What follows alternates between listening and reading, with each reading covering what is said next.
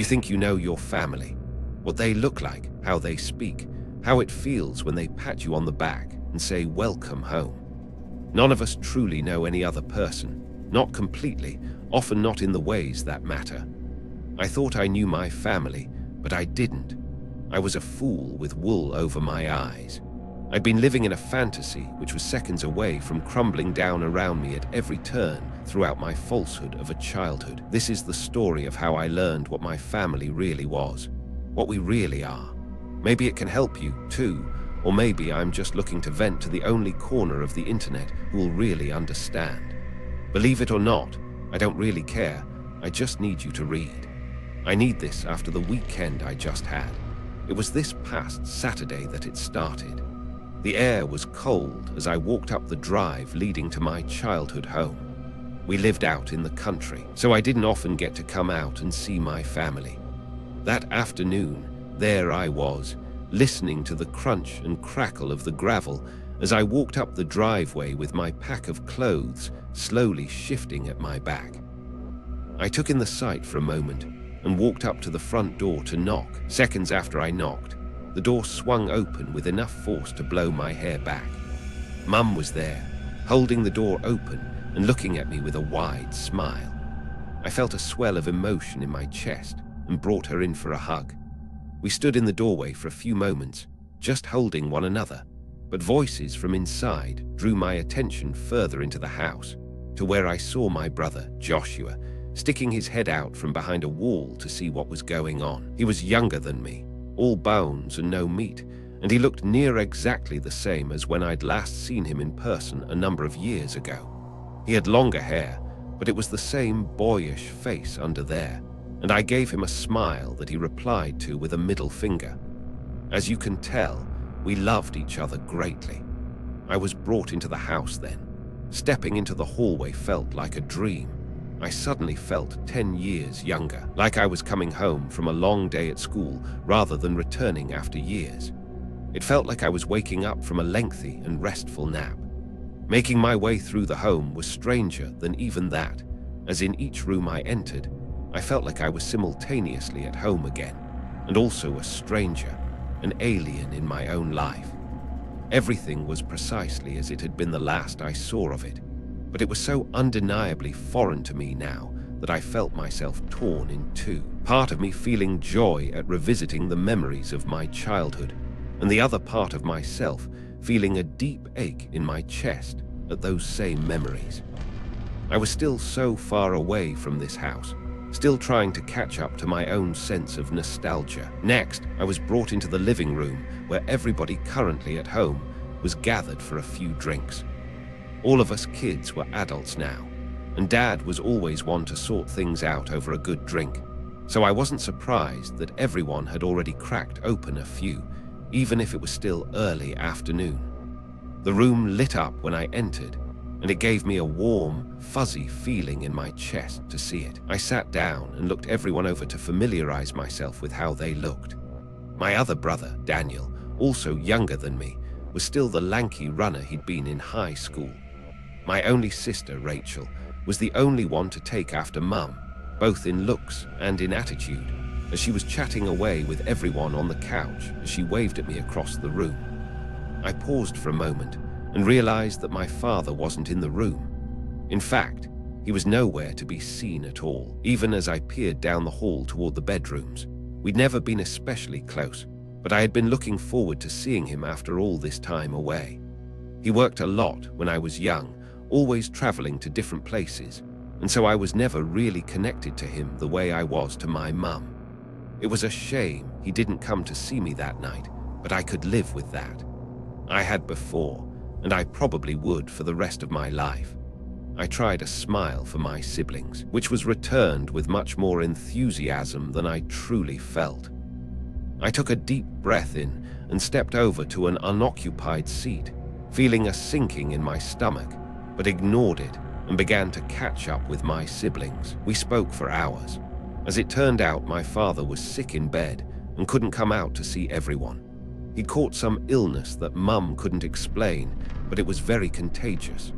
The doctor she got to look at him had contracted it too and was bedridden also, so there wasn't a chance she was letting any of us see him. She barely went in there, and every time she did, it apparently was with a nurse that she'd hired. I felt bad for my dad, but put my energy toward keeping up with the conversation taking place in front of me.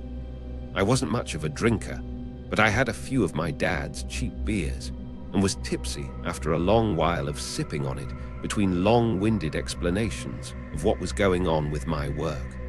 We made dinner an hour or two after I arrived, everyone working together to make one of Mum's stir-fry dishes.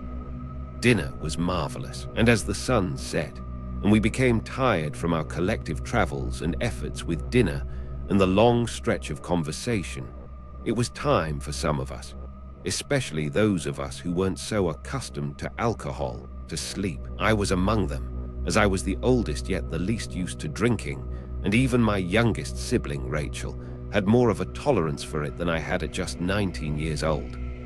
I was 26, Daniel was 24, and Joshua was 21. I got some teasing from my siblings about this, but I brushed it off easily enough. Soon, everyone was going off to their separate rooms to sleep, and I was about to join them in rest, but a shadowy, frail appendage fell on my shoulder as I was about to enter the room I'd be sleeping in. I turned to see my father, gently holding me in place and giving me a deadly serious look. I immediately took note of how he could barely stand by himself. It seemed to me that keeping me there was only half the reason he was grasping my shoulder, as he almost seemed to sway slightly in place as I waited for an explanation. In the silent moment that followed, I examined his face closely now. He was pale, far paler than I ever remembered him being. He was almost half his usual height with how far down he had to bend, seemingly for comfort. He was looking up at me, which had never happened before, and I questioned in that split second of quiet if I was truly looking at the man who'd done half the job of raising me, or if I was looking at another person entirely, weak and feeble and old. That was really the thing that stood out to me the most, how old he looked. He'd never truly acted his age, always having get-togethers and drinking sessions, as if his middle-aged body could handle the same amount of alcohol as his 20-year-old self could. He looked at me through sunken eyes and grimaced, an expression which forced me to do the same. "Wait up," he said, the first thing he'd said directly to me all night. His voice was hoarse, seemingly from disuse from the sound of it. I didn't say anything back. I found myself unable to say anything with how hard my heart was beating, so hard I thought it might leap up out of my throat and escape my body. He was supposed to be sick, bedridden, but here he was, touching and interacting with me as if he weren't. Did this mean it was safe to see him? I had no clue, but I simply nodded and turned around to walk back over to the couches I'd spent the whole night sitting in, talking to everyone else. I sat down while wondering what this could be about. We hadn't had a real conversation in years. Mum and I spoke often, every week or so, but the lengthiest conversation I'd ever had with my dad about what was going on in my life was when I was 7 and joined the soccer team he'd pushed me to join, and he just gave me a clap on the back and taken another swig of his drink. I had no way of knowing what he wanted to talk about. I was shocked that he wanted to talk at all. I sat down and waited for Dad to talk first, knowing at the least that he had something he wanted to say, and clearly it was important enough to get out of bed to say it to me, despite being supposedly ill.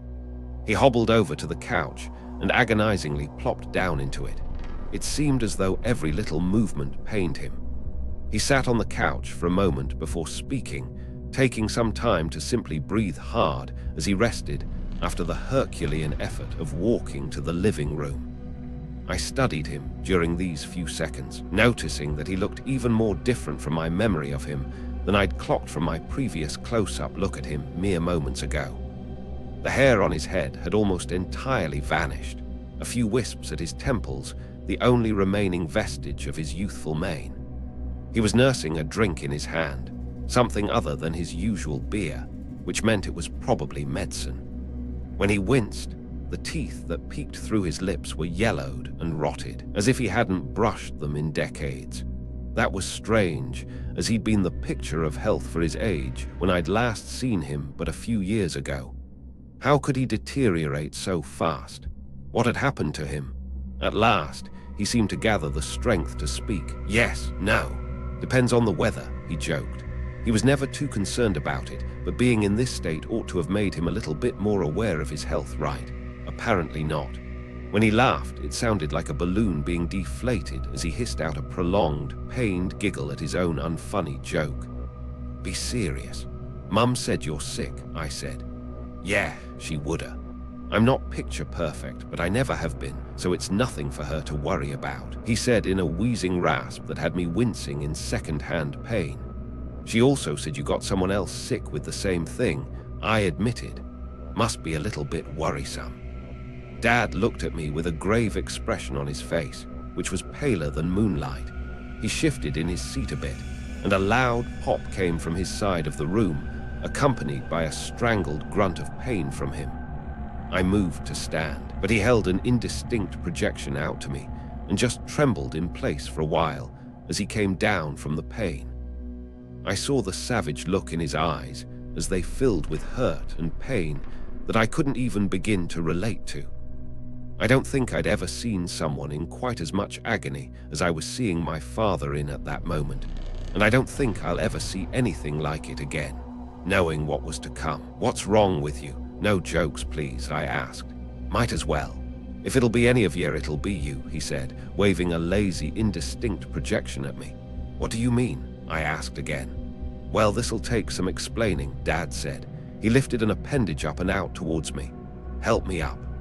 I stood, took a few steps, and I was upon him in no time.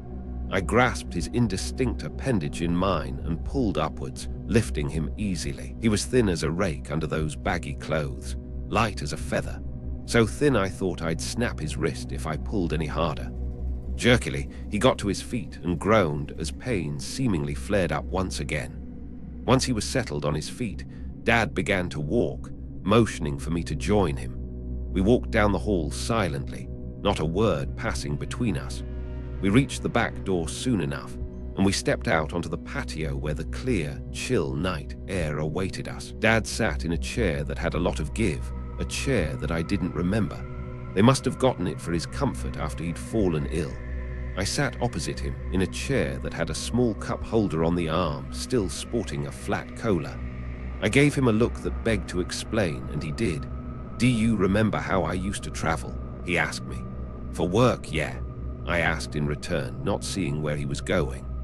Yeah, work. Well, you're half right. It was for something, but it wasn't work, Dad said with another scowl. You lied, I asked him. So it was going to be one of those talks, the kind where you sit down for a quick chat with your dad and have your entire childhood recontextualized by a single offhand remark. Joyous joy. I did.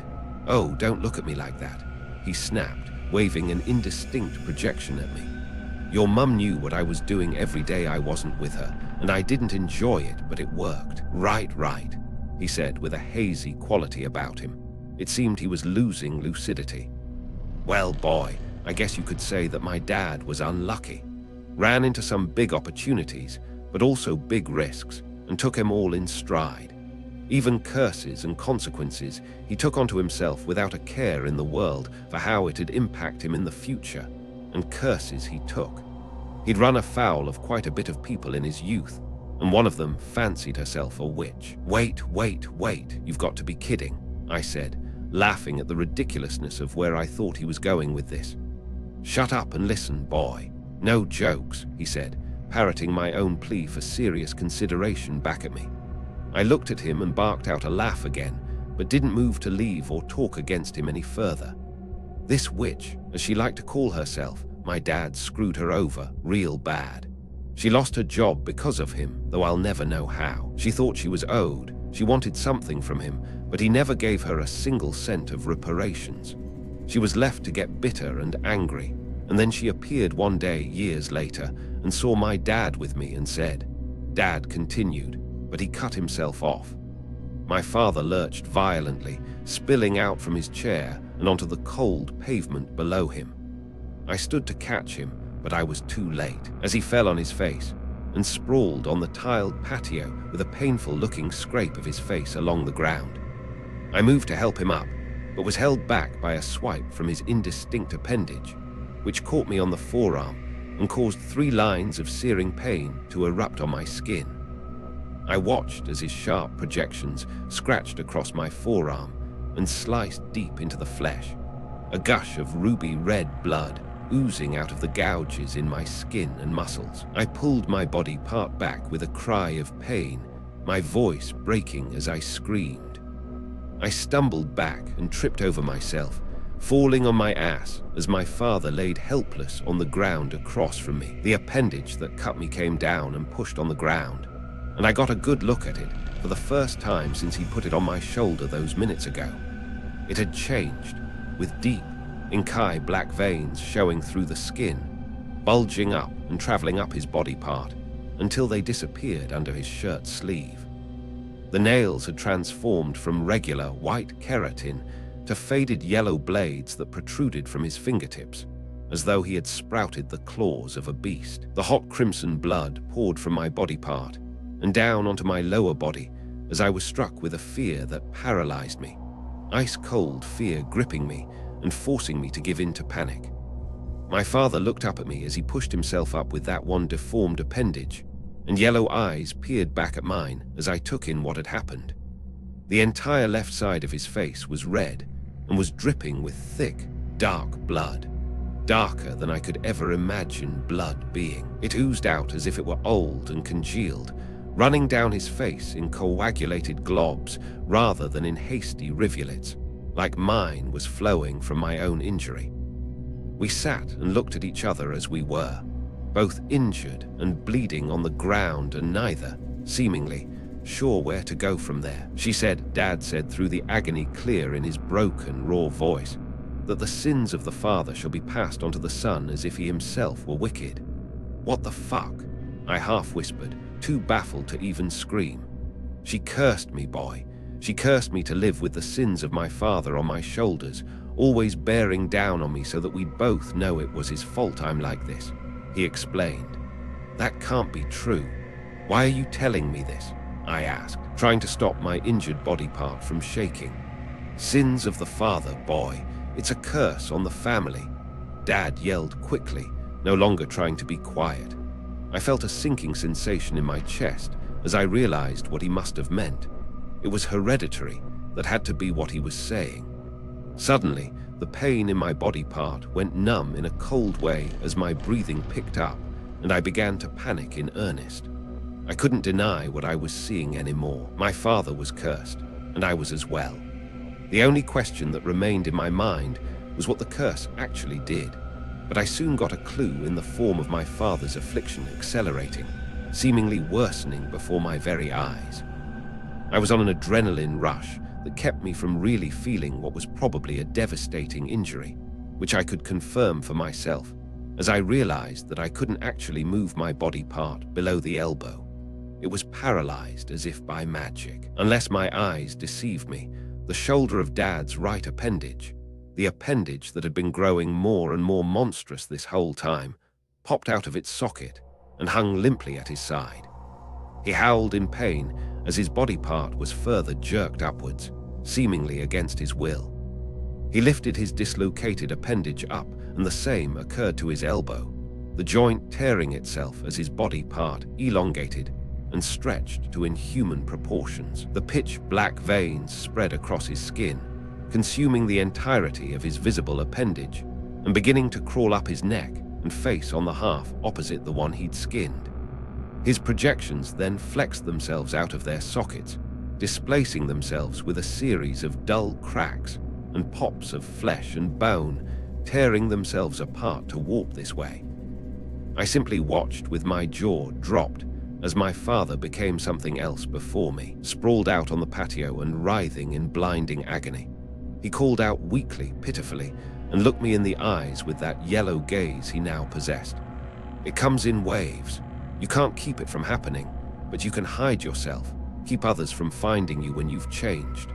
I thought I'd have more time to explain it all, but now's the time. You've got to kill me, now, before I change completely. Dad yelled, screaming bloody murder as his other appendage began to twist, bend, and pop its own joints out of place. "You can, there's a arg," Dad tried to say, but couldn't before he lurched again. His lower limb jerked out, probably on instinct, as the curse began to spread to it. The reflexive kick was powerful enough to send the glass coffee table we'd talked over flying, and glass shards sprinkling over the both of us when it shattered against the brick wall of the house. I shielded my face from the volley of glass, and when I dropped my good body part and saw what had become of the formerly sturdy table, I understood what needed to happen. This thing my father was becoming would be a danger to our family if this curse was left to turn my father into some creature. None of us would be able to stop him from killing us if he turned completely. He was right. He needed to be ended now, before he became a real problem later. Standing up was a mighty task. I felt a rush surge to my head, and I became lightheaded as I rose to my feet. I looked down at my father and saw that all four of his limbs had become mangled, bloodied tangles of flesh. The joints bent out of shape, and the skin ripped and torn, so that they were all jagged, broken strips of flesh painted maroon by dark, thick red liquid. He was looking up at the sky, and although there was a roof over the patio, I doubted he saw it. He almost looked dead, but I knew he was still alive as I could hear his haggard, shallow, wet hacking and coughing as he took his last breaths. The death rattles rang out in the silent night air as I stumbled closer to his broken body, which would surely begin to move again soon. My body part hung at my side as I leaned towards him and took my own deep gulps of air to gain my breath back. "How do I do it?" I asked, my voice eerily steady. "I have a gun. Please," he begged. His words were slurred as he coughed up blood. I haltingly crept closer to his body and found that the limbs did not stray out and strike me. This curse, whatever it truly did to my father, must have finally completely broken his body. I used my one good appendage to search the pockets of my dad's clothing and eventually found a pistol stuffed down his baggy nightgown. I pulled it out and knew it was probably loaded and ready to go. He'd planned this. I took a deep, clear breath and looked my father in the eye as I stood over him. His yellowed eyes slowly drifted over and locked onto mine. I felt bile push up my throat, and I wanted to throw up, but I held it back and pointed the gun at my father's head. I knelt down, not confident that I'd get it right from any distance, and pressed the barrel to Dad's chin, angled so that it would tear right through his head. We met eyes once again, and he gave me a look that made me feel guilty. This wasn't right, but this was our lot. I felt the need to say something, but whatever had been holding it back broke, and I began to sob and cry at the task set before me. "Do it," he said with his final bit of life. I knew I had to do it, as I got startled when one of his lower limbs jerked. He was starting to move again, and if he could cut me and flip that table with his frail body, then what could he do to the rest of our family? I let my feelings show on my face, openly weeping to my father as I held a gun to his head. I nodded as his body part twitched, his indistinct form closing in a fist-like shape, and knew it was time. I put my indistinct projection on the trigger and looked back at my dad's face. He was entirely consumed by the curse. There wasn't a patch of natural, pink skin in sight. My father was an inky black thing, a creature born to kill and maim, but I could put a stop to it if I just moved my projection a fraction of an inch towards myself. I took one last look into my father's eyes as his yellow irises focused back on me. But it was different this time. He wasn't looking up at peace with himself. He wasn't looking at me, regretting that it had come to this. No, he was looking at me with a need in his eyes, a hunger. I don't know how long I sat there, eyes closed, fists clenched, crying so hard I thought I would faint. Eventually, whether it was seconds, minutes, or hours, the noise of what had happened seemed to have woken the others up, and they emerged from the house and onto the patio to find me crouched over a mess of tangled flesh and bones with a gun in my appendage, sobbing so loudly that I hadn't heard them come. Mum's indistinct form on my shoulders snapped me out of it, and I spun around in a panicked frenzy, So fast I slipped on the bloody patio floor and tumbled to the ground, dropping the gun.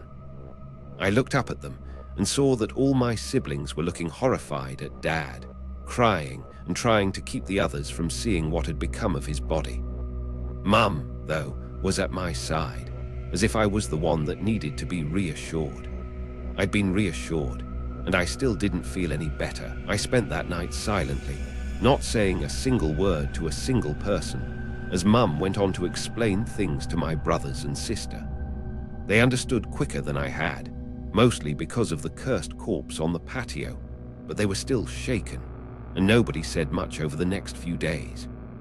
I requested a week off work to stay around while my body part gets better, and we figure out how to bury Dad and how to deal with my curse when it shows itself. I still don't completely understand it, but I don't think anyone does, and that gives me some solace in this time of confusion and doubt. I've been feeling different these past few days. I know it's the curse. It's creeping up on me and I can feel it day by day getting stronger. I'll have to make arrangements to hide myself away while it works its magic. I'm getting started on that after I write this all up. As for why I've typed this all up, people need to know. I need to have it be known. The sins of the father shall be passed onto the son as if he himself were wicked, but that's not true. I'm not wicked. My father wasn't wicked. Those who punish the son for the father's sins, they are the wicked ones. People think they know how the world works, they think they're right, and they think they know those around them, but they don't know any of those things. They just hope they're right and do the exact same thing they'd do if they knew they were wrong. That's the way of the world. I know better, and now you do too. That brings us to the end of today's video. Thanks for watching, and if you enjoyed this, hit that like button and subscribe to join the channel. I'd love to hear your thoughts or any changes you'd like to see in the comments below.